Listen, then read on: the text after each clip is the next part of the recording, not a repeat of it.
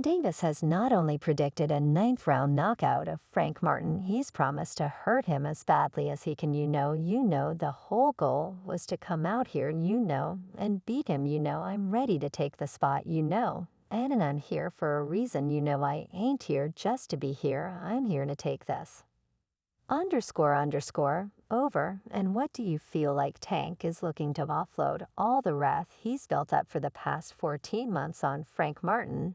And we all know it's unlikely the Ghost survives this. You hit me one time. The grand arrival of the main card of the upcoming fights on June 15th, held on Tuesday, and the verbal exchanges, though not so brutal, were blunt and exact as their promises to be a lot of merciless beating come fight night. The card is co-headlined by a pair of matchups featuring two of boxing's most dynamic stars as undefeated three-division champion Gervonta Davis defends his World Boxing Association Lightweight World Championship against unbeaten top contender Frank the Ghost Martin to defeat Tank this weekend. 'Cause I'm different, I got some things that I got speed, I got power, I got IQ, I feel like I got it all, what I mean, like I'm y'all going to see while David L. Monstro Benavides is set to make his 175-pound debut against former light heavyweight world champion Alexander the Nailo Dick in a matchup for the interim World Boxing Council light heavyweight title. His best shape, so I don't care if he's moving up or moving down. I'm in my best shape, and I expected him to be in his best shape. Do you feel like now, at your current? Interestingly, it was the absent fighter among the four that gave the most dangerous warning and had the most viral message on the day, while the Baltimore puncher is scheduled to put his World Boxing Association lightweight world title on the line this coming Saturday against undefeated Martin, his first outing since a statement win over Ryan Garcia in 2023. Gervonta Davis decided at the last minute to skip the grand arrivals for his fight against Frank Martin in Las Vegas, prompting concern that it would go ahead. Do you think that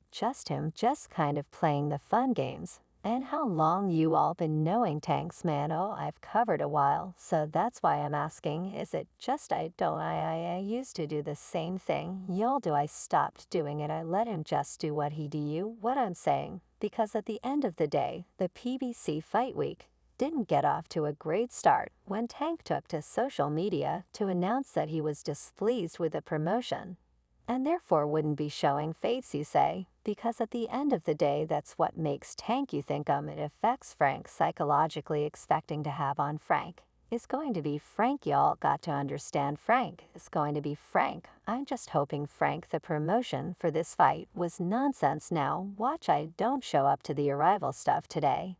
There was a collective groan around the MGM Grand Lobby when it was announced that Gervonta Davis would not actually be arriving at his own grand arrival on Tuesday, psychologically expecting to have a buzz off. Frank is going to be Frank. Y'all got to understand Frank is going to be Frank. I'm just hoping Frank be the guy to show the world, like Tank is a unreal. Fans and attendance were indeed let down, and some then questioned what to expect for the rest of the week's events in the lead-up to Fight Night. Disappointed fans were left shaking their heads, with Davis trainer Calvin Ford left to carry the can and break the news. Speaking to Fight Hype, Davis's coach Calvin Ford urged people not to read into the no-show too much. I want to apologize to the fans, Ford said, killing the buzz that had built since the scheduled arrivals started some 90 minutes earlier. He can't make it at this moment because he's been delayed, but he's going to make it up to you all on Fight Night. Trust what I'm saying to you all. You all want to see this performance that he's going to put on to the fans. How long you been knowing Tank, man? I used to do the same thing you all do. I stopped doing it. Let him just do what he does, because at the end of the day, that's what makes Tank. I don't know how his body is.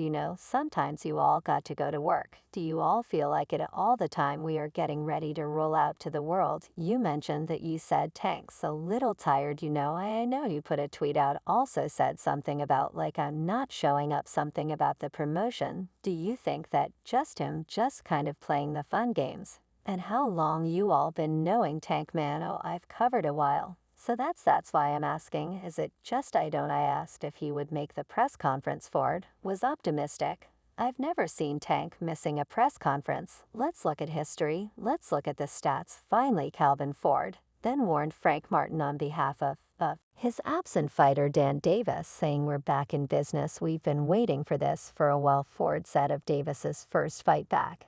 "After 14 months, we want to put on a great performance. We want to put on a great performance for the fans at the end of the day. Watching him in camp, it scares me because of the things he's doing and his maturity when he gets in that ring. He'll hurt Frank Martin. I've seen him listen to a conversation, listen to what's going on. And he's really focused." However, Gervonta Davis, while the grand arrival was going on, was spotted out on a run in Vegas at the time of the grand arrivals. Regardless of his absence, he will headline the card against Martin this Saturday with the intriguing co-main event of David Benovitz stepping up to light heavyweight for a World Boxing Council interim title shot against Ukraine's Alexander Gazik. Tank is confident against his former sparring partner. Whatever happens at the grand arrival matters little to Davis, who is confident of his potential after 29 wins, 27 by knockout, and no losses in his last fight. He finished Ryan Garcia with a stomach shot that proved decisive in the 7th round. Now, he gives Martin some chance of staying on his feet. Tank's prediction is that he will finish his opponent in the 9th round. Frank Martin is tough. He's fast, he's strong, he's in his prime. He's hungry and he's coming to win. He's a great opponent. He's going to be champion one day, but not on June 15th. What's he scared to get in the ring, bro? Exactly what made me scared to get in the ring. And he's from the suburb. He ain't scared. That brother ain't that. And now, Frank Martin has taken his preparation to another level. Finn Davis is generally known to be very brutal when talking about his opponents. And that's exactly what he's been doing to Frank Martin. Many of Finn Davis's opponents and rivals have taken a dose of his fierce warnings at one point or the other. After Devin Haney, Bill Haney's son and current World Boxing Council super lightweight champion, arguably scored the most impressive victory of his career, a lopsided victory over former Titleist Regis P.R. Grace. There wasn't a single second where the 25-year-old wasn't in control. Okay, don't mention Tank's name, 'cause he don't want it. Just the rough. I'm not going to mention any names, just the roughly touch on all those guys. Are you guys prompting him to stick out his chest and brag about his latest exploits? Bill, unsurprisingly, watched proudly from his son's corner. Once his now 2-division champ scored the victory, he immediately turned his attention towards Davis, from making fun of his weight to calling Davis a paper champion. Bill is doing his best to push the buttons of the Baltimore native. Initially, Davis shrugged his shoulders before giving the Haney a ho-hum response. But after listening to Bill's words repeatedly, Davis officially warned Devin that the beating he's on the verge of experiencing will not only hurt him, but also his father. "I promise you," wrote Davis on his social media account, "your father is going to cry for what I'ma do to you." After spending his 2023 permanently closing the mouths of a pair of carcass, Davis was hoping to do the same to the Haney. Your best bet is to enjoy it while you can. Before his fight against Ryan Garcia, he had almost missed out on the grand arrival also, but when he did show up, it was fierce as usual. While Garcia got some more quotable shots off, in all honesty, during his portion of Tuesday's grand arrivals, Tank was pretty low-key, taking forever and a day to actually get there, and then keeping it short when asked what would happen on Saturday. "You got to tune in. It's something that you don't want to miss," he said, "which will definitely sell more pay-per-views. All the top guys fighting in Vegas.